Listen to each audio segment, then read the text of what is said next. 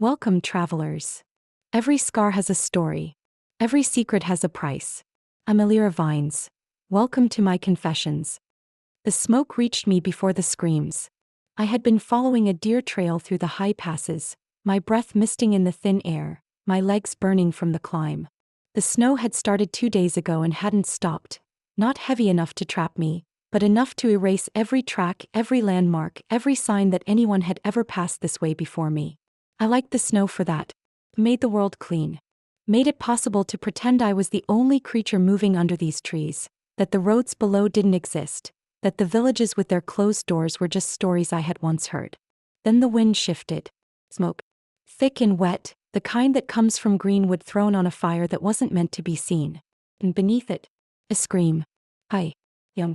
The kind that cuts off before it finishes. I was running before I made the choice. The cabin sat in a hollow between two ridges, tucked against a cliff face like something trying to hide.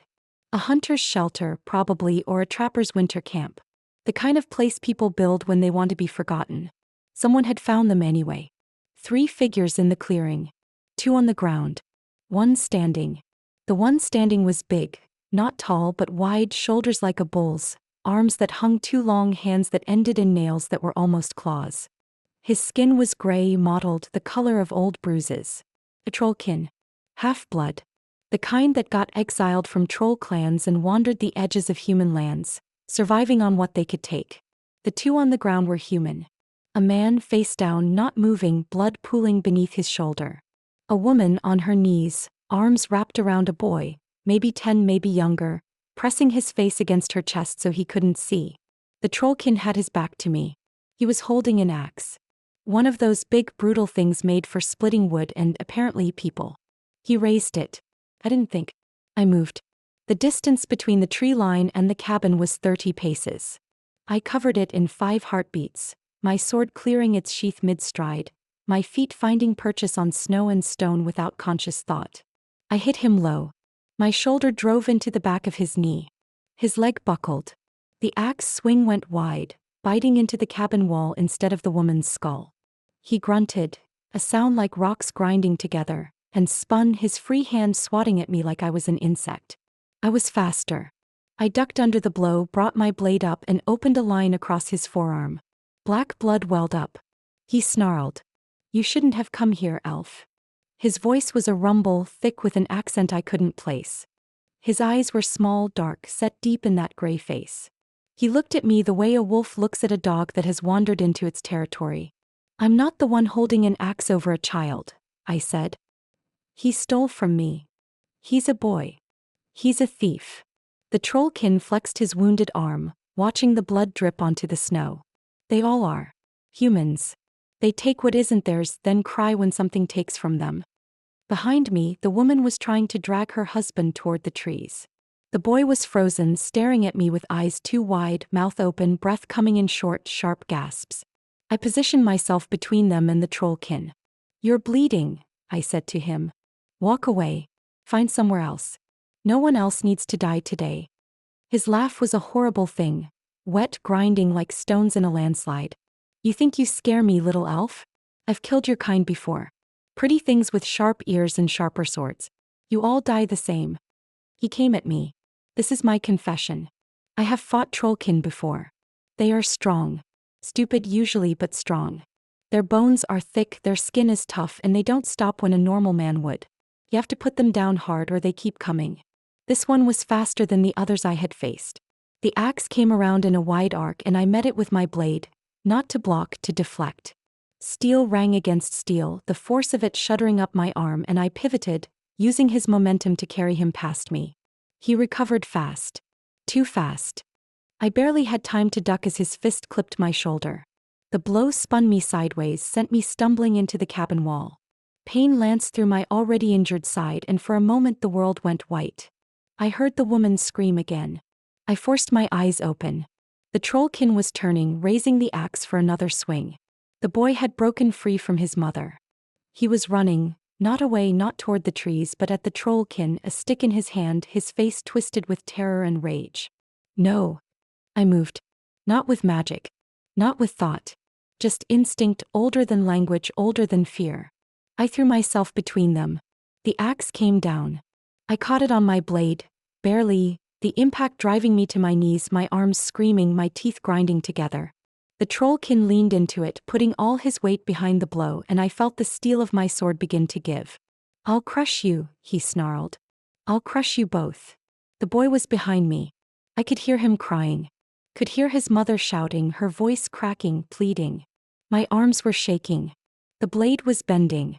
In a moment it would break and the axe would keep falling and... oh. I let go. The sword snapped.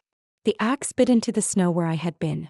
And I drove my empty hand upward, palm flat against the trollkin's chest, and I pushed. Not with my arm.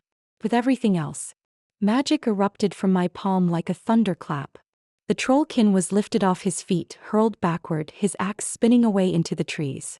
He hit the cliff face with a crack that echoed across the hollow, then slumped to the ground still. I stayed on my knees, my hands still extended, my breath coming in ragged gasps. My magic flickered, guttered, went dark. Silence. The boy was staring at me. The woman was staring at me. Even the man on the ground, still alive, I realized, his shoulder moving with breath, seemed to be watching. I lowered my hand. "Is he?" I started, then stopped because my voice was shaking. The trollkin didn't move. His eyes were open, staring at nothing. The impact had broken his neck. I had killed him. Not with steel. Not with my hands. With magic I hadn't even known I still had. The woman found her voice first. "Thank you." She was crying, tears cutting tracks through the blood and dirt on her face. "Thank you, thank you, thank you." She started toward me. I flinched back. Not because I was afraid of her. Because I could feel what was coming. The way my hands were starting to tremble. The way my vision was narrowing. The way my magic, spent beyond its limits, was curling into a tight, cold ball somewhere deep in my chest. I was going to collapse. Not here. Not in front of them. I pushed myself to my feet. My legs wobbled. The world tilted. "The man," I said, forcing the words out. "Your husband. His shoulder. You need to stop the bleeding. Pressure. Clean cloth. Do you have?" "We have supplies." Inside. She was looking at me strangely now. Not with fear. With something else. Something I didn't want to name. "Good." I took a step back. Then another. "He'll need a healer. Properly. But pressure will hold him until you can get to a town." "Wait." She reached for me. "You're hurt. You're bleeding. Please let me." "I'm fine." It was a lie. My side had opened again. My arms were covered in bruises. And there was something wrong with my chest. A tightness, a pressure, like something was collapsing inward. But I couldn't stay. I couldn't let them see me fall apart. "Where will you go?" the boy asked. His voice was small. Quiet.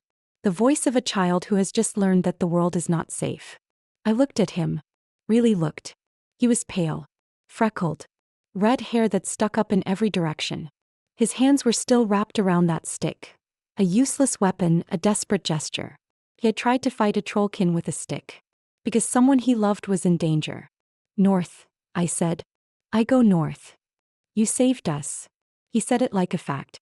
Like something that could not be argued with. I opened my mouth to deny it. To explain that I had only been passing through, that anyone would have done the same, that I wasn't. That I couldn't. But the words wouldn't come. Because it wasn't true. Not everyone would have stopped. Not everyone would have fought. I knew that. I had walked past burning villages.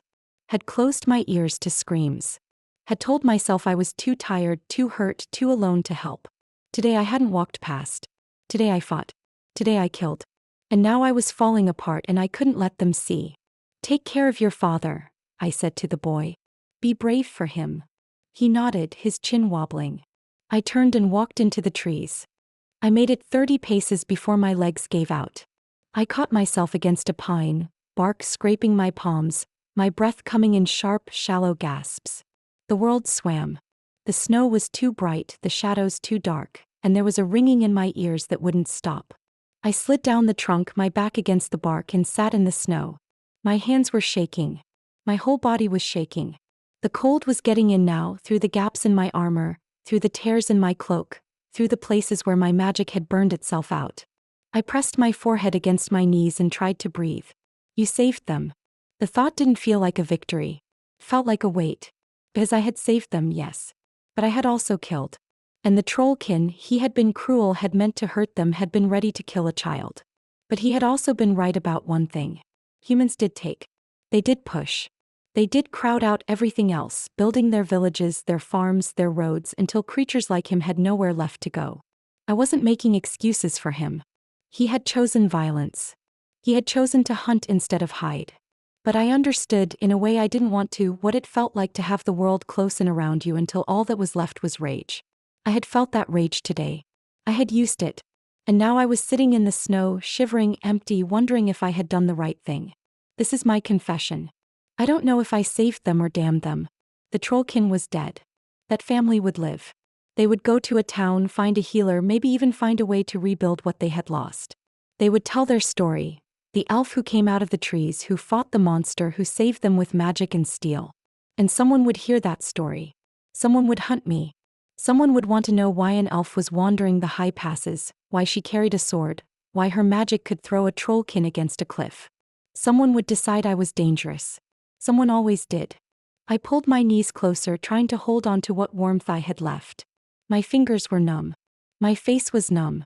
The cold was seeping into my bones, and I didn't have the strength to build a fire, didn't have the energy to move. I thought about Lily. About the stone I had given her. About her arms around my neck. I thought about the boy with the stick. The way he had looked at me when I walked away. I thought about all the people I had saved and all the people I hadn't, and all the people I would never know if I had helped or hurt, because the road didn't give you answers, just more questions, more miles, more choices that never felt like the right ones. The snow kept falling.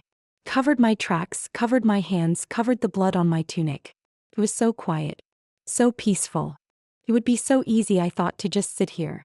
To close my eyes. To let the cold take me the way it had taken so many travelers before. No more choices. No more battles. No more wondering if I was the hero or the monster or something in between. Just snow. Just silence. Just rest. I closed my eyes. Something warm pressed against my face. I jerked awake, my hand grabbing for a sword that wasn't there, my heart hammering. A nose. Wet. Warm. Attached to a horse. The horse from the ambush. The one I had healed. It stood over me, its breath fogging in the cold air, its eyes dark and patient. It nudged my face again, harder this time, almost knocking me over. Stop, I mumbled, pushing at its head. I'm fine. I'm just. The horse snorted. It stepped back, then forward, then back again, tossing its head toward the trees. Toward the cabin. I can't go back there. My voice came out cracked. They're safe. I did what I. The horse stamped its hoof. Hard. Snow flew. And then it did something I didn't expect. It lowered its head and butted me in the chest. I fell backward into the snow, breath knocked out of me, and lay there staring up at the gray sky while the horse stood over me, patient, waiting, like it had all the time in the world. I started to laugh. It was a broken sound. Hollow. The laugh of someone who has forgotten how to do it properly. But it was real. You're not going to let me die out here, are you? The horse snorted. I lay there for a moment longer, feeling the cold seep into my back, feeling the warmth of the animal's breath on my face. Then I reached up, grabbed its mane, and hauled myself to my feet. The world spun. My legs threatened to give. But I held on. Fine, I said. Fine. I'll keep going. The horse tossed its head as if to say obviously. I looked at it, really looked. It was a good horse. Sturdy. The kind that could carry a rider through the passes without complaint. It had chosen to come back for me, to find me in the snow, to drag me back to the living when I had almost let go. Why? I asked it. Why come back? The horse blinked. I laughed again, softer this time. Right. You're a horse. You don't answer questions. I gathered what was left of my pack, what was left of my strength. The horse stood beside me, steady, warm, a presence that asked nothing and gave everything. I thought about the trollkin again. About what he had said. Humans take. They cry when something takes from them. Maybe he was right. Maybe the world was just a series of takings, a long line of debts that could never be repaid. But there was also this. A wounded horse healed by an elf choosing to come back. A boy with a stick trying to save his father. A woman who thanked her rescuer even when her own world was falling apart. There was this. The small, stubborn refusal to let the darkness win. I pulled myself onto the horse's back. It was a struggle. My arms weak, my sides screaming, my magic a cold ember somewhere deep. But I managed. The horse stood steady waiting, and when I was settled it started walking north. The snow fell. The trees closed in. The cabin disappeared behind us. And I held on because that was what you did. You held on. You kept going. You let the animal that had no reason to trust you carry you through the cold. And you hoped that somewhere ahead, there was something worth reaching. This is my confession. I'm not done fighting. Not because I am strong. Not because I am brave. Because there is a horse carrying me through the snow, and a boy who will grow up remembering that an elf saved him, and a stone in a child's hand that might, someday, remind her that magic can be kind. I don't know if any of it matters. I don't know if the road remembers, if the world cares, if any of the choices I have made will outlast the snow that covers my tracks. But I know this. I'm still here. And as long as I am here, I can choose. I can choose to stop. I can choose to help. I can choose mercy over vengeance, healing over destruction, the hard path over the easy one. I can choose to be the person that child believed I was. The snow falls. The horse walks. The road stretches ahead, endless and indifferent. And I keep going. Because the road does not forgive. But sometimes it offers you another chance. And I am not fool enough to waste it. The shadows are never done speaking. If you want more confessions, subscribe. And step deeper into the darkness.